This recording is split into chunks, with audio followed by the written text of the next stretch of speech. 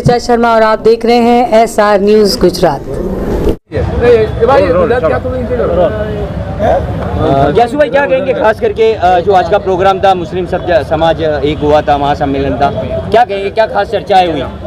MCC के अध्यक्ष जनाब मुजाहिद नफ़ी साहब ने आज पूरे गुजरात से पॉलिटिकल लोगों को भी, जो एक्टिविस्ट हैं उनको भी यहाँ पर आज जो इकट्ठा किया, मैं मानता हूँ कि एक बहुत सही दिशा में सही कदम था कि देश के अंदर और राज्य में संविधान की रक्षा हो, रूल ऑफ लॉ लागू हो, कायदे का शासन वापस से प्रस्तावित हो, उन मुद्दों को लेकर के। और जो नाइंसाफ़ी हो रही है, हम देख रहे हैं 2014 से लेकर के 2024 के 10 सालों के अंदर जिस तरीके से देश के माहौल को गंदा करने की शासककर्ताओं के द्वारा जो कोशिश की गई, तो ऐसे वक्त में एक अंधेरे में एक रोशनी की किरण जगाने का काम MCC ने किया। और बहुत खुशी की बात है कि पूरे गुजरात से बहुत ही जिम्मेदार लोग यहाँ पर सब आए और एक अच्छे माहौल के अंदर, पॉजिटिव माहौल के अंदर एक बहुत अच्छी रणनीति बनी, एक बातचीत तय हुई कि हमको सबको मिलके संविधान भी बचाना है, रूल ऑफ लॉ भी लागू करना है और हमारे यहाँ पे कायदे के राज को प्रस्तावित करना है। हम और MCC बिल्कुल हम लोग समझते हैं, हम जानते हैं ये लड़ाई कोई हिंदू की है, ये जो लड़ाई है, ये लड़ाई ऐसे लोग जिनकी जिम्मेदारी है कि लोगों को एक रखे, भाईचारा बढ़े, लेकिन वही लोग जो शासक में बैठे हैं, जिनकी जिम्मेदारी है एकता भाईचारा बनाए रखने की, वो खुद लोग अपने भाषणों से, अपनी बाइटों से, अपने उनके जो भड़काऊ भाषणों से ये माहौल देश में खड़ा कर रहे हैं और राज्य में भी खड़ा कर रहे हैं। जिस तरीके से हमने देखा कि 3 दिन पहले भुज के अंदर गृह मंत्री ने जिस तरीके की भाषा में बात की, एक गृह मंत्री को शोभा नहीं देता है कि एक गृह मंत्री, वो छोटा पद नहीं है, बहुत बड़ा पद है, लेकिन हमको देख करके दुख होता है कि ऐसे बौने लोगों के हाथ में ये पद चला गया है कि एक समाज को पूरा टारगेट करके उसको गाली बोलना, घाटियों को टारगेट बना करके पूरे मुस्लिम समाज को गाली बोलना, मैं मानता हूँ कि ये बिल्कुल गैरवाजिबी बात है। कोई मुस्लिम समाज गौ की जो है हत्या करता नहीं है। जो भी मामले होते हैं, जब तुम गौ रक्षा के बारे में बोलते हो तो मुस्लिम समाज तो खुद कहता है कि भाई गौ रक्षा के नाम पे जो गुंडागिरी रोको, लेकिन साथ में गौ की रक्षा भी होनी चाहिए। कोई भी बातों को हम लोग जानते हैं कि हिंदू समाज की उनकी जो कि धार्मिक मान्यता है कि 1.25 करोड़ देवी देवताओं का वास है, इसलिए हमेशा हिंदू समाज की भावनाओं का कदर किया, लेकिन पूरे समाज को गुजरात बाहर भेज देने की बात करनी, मैं मानता हूँ कि बहुत ही ये जलील हरकत है। हम तो मुख्यमंत्री से भी अनुरोध करते हैं, मुख्यमंत्री जी, आपके गृह मंत्री जो बार बार ये हरकतें कर रहे हैं उनको रोका जाए, जिनकी जिम्मेदारी है लॉ एंड ऑर्डर संभालने की, वही आदमी इस तरीके की बात करेगा तो मैं मानता हूँ कि राज्य की शांति सलामती कैसे बनी रहेगी। यासू भाई, इस मुद्दे पर विधानसभा के विरोध पक्ष के नेता है, आपके सिवा उठाते नहीं, बिल्कुल वहाँ से भी इसके बारे में कांग्रेस ने भी अपनी तरफ से इस बात को रखा है, सभी ने बोला है, लेकिन जिस ढंग से और जिस तरीके से बोलना चाहिए उसकी ज़रूरत तो है। आपकी बात में आपने देखा कि आज भी मैंने जो बात की कि भाई कांग्रेस हो या इंडिया गठबंधन के लोग हो, तमाम को जो लोग हमारे वोट लेते हैं, जो लोग अपनी राजनीति को हमारे वोटों के से चमकाते हैं, तो सबको आप सिर्फ हमारे लिए ट्वीट करके या निवेदन दे के काम नहीं चलेगा। हमारी बात को उनको सड़क पे भी लड़नी पड़ेगी और हमारी बात को उनको मजबूती के साथ विधानसभा हो या लोकसभा उसमें भी उठाना पड़ेगा। और मैं मानता हूँ कि वो ऐसे ही कार्यक्रमों से जब समाज जुड़ेगा और समाज मिलकर के आवाज़ उठाएगा तो तमाम लोगों को हमारी बात को मानना पड़ेगा। यहाँ से शुरू करूँ, लोकसभा का इलेक्शन 2024 का जो हुआ, उसके जो नतीजे आए, उसने मुसलमानों को इस मुल्क में काम करने का मौका दिया है। इसको गनीमत जाने, ये मौका आपके लिए अगले इलेक्शन तक है, इसके बाद शायद मिले न मिले। ये जो वक्त है इसको आप समझ लें कि हमारे पास काम करने का जो मौका है, ये अगले इलेक्शन तक का अल्लाह ताला ने लोकसभा इलेक्शन के नतीजे में हमको दिया है। हालात थोड़े मुसलमानों के नहीं, मुल्क के हालात खराब है, ये समझ लीजिए। हमारे मुल्क के 75 साइंटिस्ट ने प्रेसिडेंट को लेटर लिखा है कि हिंदुस्तान अणु बॉम्ब के ऊपर बैठा है, कभी भी फट सकता है। हमारे मुल्क के सुप्रीम कोर्ट के 4 सिटिंग जज जाहिर में प्रेस कॉन्फ्रेंस कर कहते हैं कि मुल्क के हालात बहुत ज्यादा खराब है, सुप्रीम कोर्ट के सिटिंग जज। न्यूयॉर्क टाइम्स ये कहता है कि हिंदुस्तान में हथियारों का शासन चल रहा है। इसमें से अंदाजा लगा लीजिए कि हालात क्या है। मुस्लिम समाज को मजबूत करने की जो सोच करते हैं मोदी भाई और पूरी जितने भी समाज के आज लोग जमा हुए वो अपनी कौम को मजबूत कैसे किया जाए और कौम पर जो आफत आ रही है उसको कैसे बचना है उसके आज जमा हुए हैं अपने। अब इस कौम को मजबूत करने के लिए क्या करना चाहिए इसलिए जमा हुए हैं। और इस कौम को मुस्लिम समाज कौम जो है पूरे इंडिया के अंदर एकदम शरीर से भी एकदम पिछड़ी हुई हो गई है। अब इसको वापस मजबूत करने के लिए क्या करना चाहिए उसके लिए प्लेटफॉर्म पर अपने जमा हुए। तो अपनी सोच ये होनी चाहिए कि मुस्लिम समाज को मजबूत कैसे किया जाए। तो मुस्लिम समाज को मजबूत करने के लिए अपने पास प्लेटफॉर्म है राजगढ़। राजगढ़ के अंदर आपको मजबूत होना पड़ेगा, नेता पैदा करना पड़ेगा, आपको नेता बनने पड़ेंगे। इसके लिए दो प्लेटफॉर्म है, लोकसभा विधानसभा। इसके अंदर ज्यादा से ज्यादा लोग अपने जुटा के भेजने पड़ेंगे और जितने लोग ज्यादा अंदर जाएंगे इतनी अपनी ताकत बढ़ेगी। आज सभी समाज यादव समाज, दलित समाज, ठाकुर समाज सब अपने कॉम्पिटिशन करके अपने लीडर चुनते हैं। आज अपना लीडर कोई नहीं है तो आज अपना लीडर चुनना पड़ेगा। आज अपने जो है एक टाइम था, एक अपनी एक पार्टी थी मुस्लिम लीग। जब मुस्लिम लीग थी जब अपना समाज पूरे इंडिया के अंदर पूरा एक सोच करने वाला था, आज वो एक सोच नहीं थी।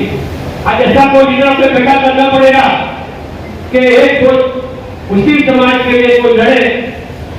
आज जो बैठे हैं सब अपने एक मुस्लिम है, एक अपने समाज की सोच लिए लोग बैठे।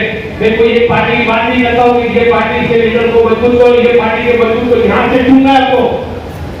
जो भी चुन के अपने समाज की बात करते समाज को मजबूत करना है और समाज को मजबूत करने के दो प्लेटफॉर्म है, लोकसभा विधानसभा। अब आने वाला समय उसके अंदर सबसे पहले आपको ध्यान देना होगा। तो नया सीमांकन आता है अपने मां का खाते, जब नया सीमांकन आता है सीमांकन के अंदर लोग इतने लोग बैठ जाते तो आपका 21 माइनर होता है और इनकी मर्जी के मुताबिक ये लोग अपना जो फैसला कर रहे थे इंडिया कांडा से वो आज यहाँ पर युवा सभा में बैठे यहाँ पर ही जो सीमांकन के अंदर ध्यान देते कम से कम 30 विधानसभा की यहाँ से विधानसभा बन सकती है। देखिए लोग सीमांकन ऐसे करते हैं उसको काट देंगे। एक ऐसे काटा बताओ कि 6 गुना एक थी वो 2 रुपए हो गया है। आज के इस प्रोग्राम में स्टेज पर बैठे हुए तमाम मेहमान और सामने बैठे हुए कौम के फिक्रमंद लोग, अस्सलाम वालेकुम। खास करके आज न समझोगे तो मिट जाओगे हिंदुस्तान वालों, न समझोगे तो मिट जाओगे हिंदुस्तान वालों, तुम्हारी दास्तां तक न रहेगी दास्तान। आज जो मकसद से हम सब जमा हुए हैं, मैं समझता हूं पूरे गुजरात के अंदर जिस तरह से एमसीसी के तमाम होद्देदारों ने जो मेहनत की है और वो मेहनत के नतीजे से आज जितने लोग भी जमा हैं मैं उनको दिल की गहराई से मुबारकबाद देता हूं। वैसे तो गुजरात के अंदर 70 लाख मुसलमान की आबादी है, 70 लाख लोग, लेकिन हम जितने लोग जो आज हैं ये सब फिक्रमंद लोग हैं। ये स्टेट ना तो किसी सियासी पार्टी का है, न किसी सियासी पार्टी को मजबूत करने के लिए, न कभी ये सियासी पार्टी के वोट मांगने के लिए। आज हम सब जमा हुए हमारी कौम के एकता और यूनिटी के, कि आज जो मकसद से हम लोग जो फिक्र कर रहे हैं कि देश के अंदर जिस तरह के हालात चल रहे हैं, हम सब अच्छी तरह से वाकिफ हैं कि सब फिक्रमंद लोग जमा है तो अखबार भी पढ़ते हैं और टीवी भी देखते हैं और सोशल मीडिया का भी इस्तेमाल करते हैं सोशल नेटवर्क के जरिए। तो आज नफरत के माहौल के अंदर मोहब्बत का पैगाम देने के लिए हम सब जमा हुए हैं। तो हम यही गुजारिश करते हैं कि हम आने वाले दिनों के अंदर फकत अमेंडमेंट बिल जो 2024 सरकार लेके आई है उसके लिए पूरे देश के अंदर जिस तरह से लोगों ने वोटिंग किया, सोशल मीडिया के अंदर करोड़ों लोगों के अंदर बताया कि करोड़ों लोगों ने इसका मेल किया और मेल के अंदर जब सरकार जब ये सब चीजों को देखती है, तो मैं आपको छोटी यही बात वक़्फ़ की करूंगा कि गुजरात के अहमदाबाद शहर के अंदर जॉइंट पार्लियामेंट कमेटी आई थी यहाँ पर, उसमें कमेटी के तमाम लोग मौजूद थे। उस वक्त गुजरात सरकार की तरफ से भी सरकार के नुमाइंदों ने अपना प्रेजेंटेशन किया था कि जो ये बिल है सरकार उसको समर्थन देती है। गुजरात सरकार वो बिल को मंजूर करने के लिए गुजरात वक्फ बोर्ड जो भारतीय जनता पार्टी का है, अल्पसंख्यक नाणा विकास निगम जो भारतीय जनता पार्टी का है, हज कमेटी जो भारतीय जनता पार्टी के चेयरमैन, जो इनका मोर्चा है लघुपति मोर्चा वो भी भारतीय जनता पार्टी का है। ऐसे वक्त के अंदर जब मैं गुजरात राज्य का वक्फ बोर्ड के मेंबर की हैसियत से और गुजरात का एक मुस्लिम धारा सभ्य होने की हैसियत से जब ये कमेटी के सामने मेरी बात रखी मैंने कि जो सरकार ने गुजरात सरकार ने जो प्रेजेंटेशन किया है उसके खिलाफ में, तो उस वक्त बैठे हुए तमाम जो कमेटी के लोग थे वो बड़े हैरत में थे कि गुजरात के अंदर भी कोई नुमाइंदा ये सरकार के खिलाफ बोलने वाला है। तो आज ये ताकत आप लोगों ने मुझे दी है। मैं एक नुमाइंदा था विधानसभा के अंदर, तो मैं आज ये सरकार की जो ये पॉलिसी बनाई थी वक्फ की, इसके खिलाफ मैं बोला। मैं नहीं चाहता कि गुजरात की वक्फ के अंदर मेरे साथ दो और भी मेंबर थे, रणजीत भाई राठौर और तौफीक बोरा, वो भी गुजरात राज्य वक्फ बोर्ड के अंदर एक लीगल से चुका के आए और एक जो उन्मान की जो पैनल उससे चुका के आए थे। उन लोगों ने भी मुझे सपोर्ट किया, मैं उनका भी शुक्रगुजार करूंगा कि ऐसे वक्त के अंदर वो सब एक यूनिटी और एक प्लेटफॉर्म पर आकर उन्होंने बोले कि नहीं हम भी इमरान भाई के डेरावाला के साथ है। और जो हमने 14 मुद्दे दिए हैं वो 14 मुद्दे जो वक्फ के अंदर बताए गए थे उसका हमने सजेशन दिया कि आप ये जो हमारे मुद्दे हैं इसका अमल करवाइए। अगर आप सब लोग जब ये वक्फ के अंदर ये प्रॉपर्टीज है सरकार की, आप कलेक्टर के हस्तक दे देना चाहते हैं तो हर छोटी छोटी चीज हमको कलेक्टर को जाके पूछनी पड़ेगी कि आपको ये काम करना है आपको नहीं करना। तो मैं ये सरकार को मैंने ये बताया कि आपने हर जगह पे वक्फ बनाए ले, पंजाब के अंदर भी वक्फ बोर्ड है, राजस्थान के अंदर वक्फ बोर्ड है, हरियाणा में वक्फ बोर्ड है, महाराष्ट्र में वक्फ बोर्ड है, गुजरात के अंदर वक्फ बोर्ड है। तो मैं क्या आप सब वक्फ बोर्ड के अंदर जो चेयरमैन बनाए जो मेंबर बनाए उनके पास कोई काम रहेगा नहीं, वो सिर्फ टपाल का काम करते हो जाएंगे। तो मैं समझता हूं कि जिस तरह से वक्फ के अंदर हम लोग सब फिक्र करके जिस तरह से लड़ाई लड़ी है, तो ये लड़ाई अभी अधूरी है, क्योंकि ये लड़ाई अभी लोकसभा और राज्यसभा के अंदर ये बिल जाएगा। ये बिल जब मंजूर हो जाएगा तो मैं समझता हूं कि उस वक्त हमारे पास कोई चारा रहेगा नहीं। तो ये बिल मैंने जब ये कमेटी आई के सामने ये भी कहा कि आज जिस तरह से नीतीश कुमार और चंद्रबाबू नायडू दो इनके सपोर्टर हैं, उनको भी 15% मुस्लिम समाज के वोट मिलते हैं, लेकिन मैंने ये कहा कि इनकी भी अग्नि परीक्षा है। अगर ये बिल को समर्थन करते हैं तो 15% मुस्लिम समाज उससे नाराज हो जाएगा। तो आज ये बिल जो जिस तरह से जॉइंट पार्लियामेंट कमेटी के पास पड़ा है, तो मैं समझता हूं आने वाले दिनों के अंदर ज्यादा फिक्र करने की जरूरत है। और जिस तरह से जब ये बिल लोकसभा या राज्यसभा के अंदर मंजूर न हो उसके लिए हम सबको फिक्र करने की जरूरत है। लेकिन ये अल्लाह से मैं दुआ करता हूं कि गुजरात के अंदर जिस तरह से मुस्लिम समाज आज एक प्लेटफॉर्म तक यूनिटी का आया है, अल्हम्दुलिल्लाह आज कोई भी मसला हो, चाहे विधानसभा के अंदर मैं कहता हूं कि विधानसभा के अंदर यासुद्दीन शेख हो, जावेद भाई पीरजादा साहब हो, मैं हर इश्यू में हम बोले हैं। चाहे आसाम धारा की बात हो तो भी हम बोले हैं, मोहसिन सिंह की बात हो तो भी हम बोले हैं, 370 की कलम की बात थी उस वक्त भी बोले। सरकार को हमने हमेशा जगाने का काम किया है कि सरकार कोई जगह पे गलत काम करती है तो उसको रोकने का काम किया है। तो अल्हम्दुलिल्लाह आज ये प्लेटफॉर्म पर सब लोग जमा हुए हैं, आप सब जमा हुए हैं, हम सब मिलकर यही काम करेंगे कि आने वाले दिनों के अंदर हमारे गुजरात के अंदर अमन अमान शांति मोहब्बत भाईचारा रहे। और हम लोग जो हमारा काम है, हमारे संविधान ने हमको जो ताकत दी है, हमारे संविधान ने हमको ताकत दी है, उस ताकत के साथ हम आगे बढ़े। जय हिंद, जय भारत, खुदा हाफिज़। उसी कौम के अंदर जो बातमीदार है, जो शांति समिति के लोग हैं, मैं आप लोगों से कहना चाहता हूँ कि यहाँ जितने भी बैठे हैं ये सब फाइटर हैं, ये कौम के लिए आए हुए लोग हैं। ये शांति समिति में जाना बंद कर दो। हम लोग तो पहले से ही शांत लोग हैं। वहां जाके क्या है कि भाई शांति समिति, ये समिति, वो समिति, ये सब बातमीदारों का काम है। कोई भी मामला बनता है, एफआईआर करने के लिए होती है बात, उसके घर पे जाके बोलते हैं कि साहब बहुत डेंजर है, साहब तुम्हारे लोगों को जेल में डाल देंगे, तुम्हारे अब्बा को डाल देंगे, तुम्हारे भाई को डाल देंगे। इसीलिए मैं आपको कहना चाहता हूँ, कौम को ऐसे लोगों से दूर रहना चाहिए। और वो शांति समिति के मेंबर जो बोगस कौम में भाई बन के घूमते और कौम के ऐसे लोगों को रिस्पेक्ट की जाती है, ऐसे लोगों को बाहर निकालें। इस वक्त में हालात बहुत डेंजर होने वाले, अल्लाह न करे अगर वक़्त का बिल पास हो गया, आवेदन इंटरव्यू से काम नहीं चलेगा, आंदोलन करना पड़ेगा, हमारे सबको जाने जाएगी, जेल में जाना पड़ेगा। इसीलिए कौम को इत्तेहाद से काम करना पड़ेगा। आप लोग जो भी बात है, जो भी यहाँ पे बात का एंड आगे रिजोल्यूशन आएगा, हम लोग साथ, हम लोग आंदोलन में भी साथ है, हम लोग आपके साथ में रहेंगे। भाई मुजाहिद भाई, आपका काम माशाअल्लाह से अच्छा है।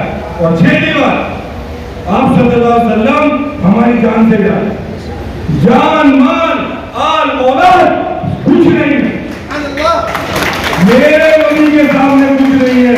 अगर खुदा न खास्ता कहीं भी गुस्सा की होती है, अहमदाबाद के अंदर चाहे कांग्रेस के लीडर हो, एमआईएम के लीडर हो, आपके लीडर हो, एनडीपीआई के लीडर हो, हर एक लोगों को इलेक्टर ऑफिस में जाना है, आवेदन के बाद आंदोलन करना है। इस तरीके से अब काम नहीं होगा। मैं आप लोगों को कहना चाहता हूँ, जैसे हमारे मुजाहिद भाई है, माशाअल्लाह आज उन्होंने जो काम किया है वो बिल्कुल मुजाहिद वाला काम किया है। ये कौम को एक करना आसान नहीं है, अंदर इख्तिलाफ, ईगो, स्टेटस, लेकिन आज उन्होंने की बहुत अच्छी मेहनत है, उन्होंने कौम को एक किया है। और मेरी छठी बात, गिर सोमनाथ को वहाँ पे इमोशन की ड्राइव हुई तो हमको भी इतना ही दुख हुआ है। हम लोग आपके साथ, हर स्टेज पे हम आपके साथ हैं। अगर आप लोग आंदोलन करना चाहते हैं तो भी हम आपके साथ, हम लोग आपके साथ में रहेंगे इंशाअल्लाह। और भी स्पीकर है, और भी लोगों को बात करनी है, मेरी बात को एंड कर रहा हूँ और मैं नारे के साथ एंड करूँगा। ऐसे तो नहीं होगा, पूरे इसकी नहीं होगा। नारे तकबीर, रिश्ता क्या तेरा मेरा रिश्ता क्या। अस्सलाम वालेकुम वरहमतुल्लाहि वबरकातुहू। यहाँ मंच पर बैठे सभी आगेवान और गुजरात के हर जिले से आए, जिनको कौम की और समाज की फिक्र है, ऐसे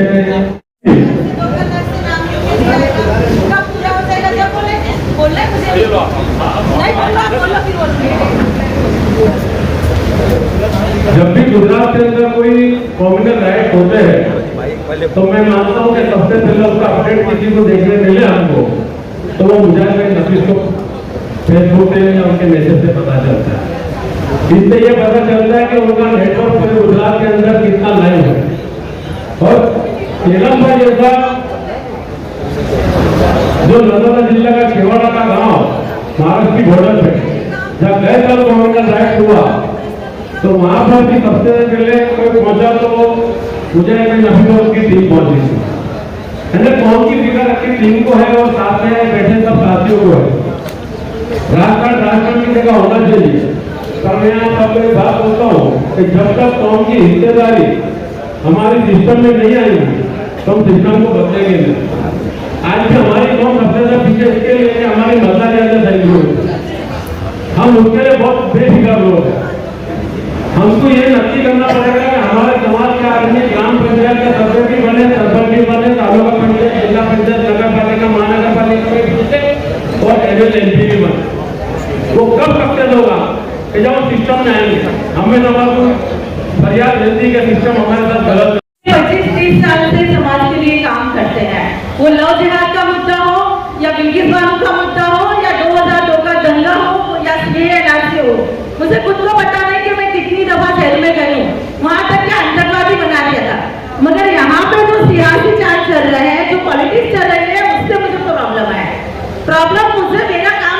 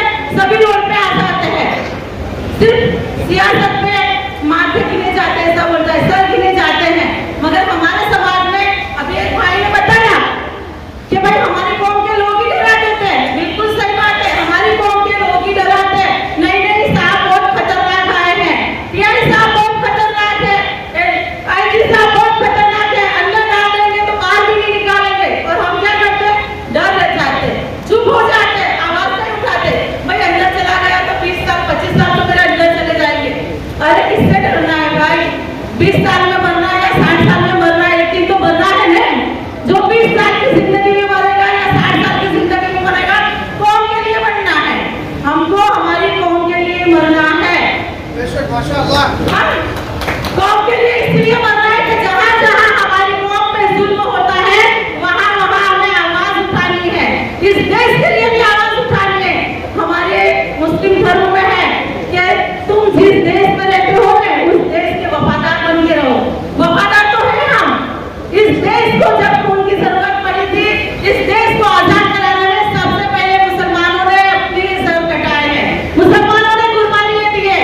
ये सारे जो बोल रहे हैं क्या गद्दार और गद्दार तो वो लोग हैं जो हमेशा माफी मांग मांग के जेलों में से बाहर निकले थे। मुसलमानों ने अपने सर कटाए हैं, जलियांवाला बाग में मुसलमानों ने अपनी जानें दी है और वो भी छाती पे, पीठ पीछे नहीं। और ये कह रहे हैं कि मुसलमान इस देश से चले जाएं। इस देश में मुसलमानों का जितना उनका हक है इतना ही मुसलमानों का भी हक है। मैं यही कहना चाहती हूँ कि हर मुद्दे पे आवाज उठनी चाहिए। अगर दिल्ली में, बॉम्बे में, राजस्थान में कोई लिंचिंग होता है तो पूरे इंडिया के मुसलमान बाहर आए और कहेंगे कि ये गलत हो रहा है, हमको रोड पे आना है। भरो जेलें, कितनी जेलें भरोगे तुम? मारो, कितना मारोगे? मैं हमेशा यही कहती हूँ कि आवाज उठानी जरूरी है और बाहर आना पड़ेगा। और हमारी कौम में जो गद्दार हैं उनको भी समझने की जरूरत है कि कौन सियासी चाल चल रहा है और कौन गद्दारी कर रहा है। बस शुक्रिया। अगर किसी को मेरी बात से बुरा लगा हो तो मैं माफी चाहती हूँ। इमरान भाई, यासुफ भाई और बाकी जितने भी लीडर हैं वो हमेशा लड़ रहे हैं, हमसे ज्यादा लड़ रहे हैं, मगर हम सबको भी बाहर आने की जरूरत है। बिस्मिल्लाहिर्रहमानिर्रहीम। अस्सलाम वालेकुम। आज एमसीसी की जानिब से महासम्मेलन की चर्चा पूरी गुजरात में चल रही है और लोग आए भी हैं। गुजरात के तमाम जिलों से आए। आज के इस मौके पर हमारे मौजूद स्टेज पे तशरीफ फरमा कौम के रहनुमा, उलमाए किराम और हमारी ख़वातीनें और कौम के फिक्रमंद बुजुर्ग और नौजवानों, आज एमसीसी ने, मुजाहिद भाई नफीस और उनकी टीम ने ये एक प्लेटफॉर्म कायम किया नॉन पॉलिटिकल मुस्लिमों के मसाइलों के बारे में, जिसमें बहुत सी बातें हुई, बहुत सी रजूआतें हुई और हमारे उलमाओं ने भी कहा, सबने कहा।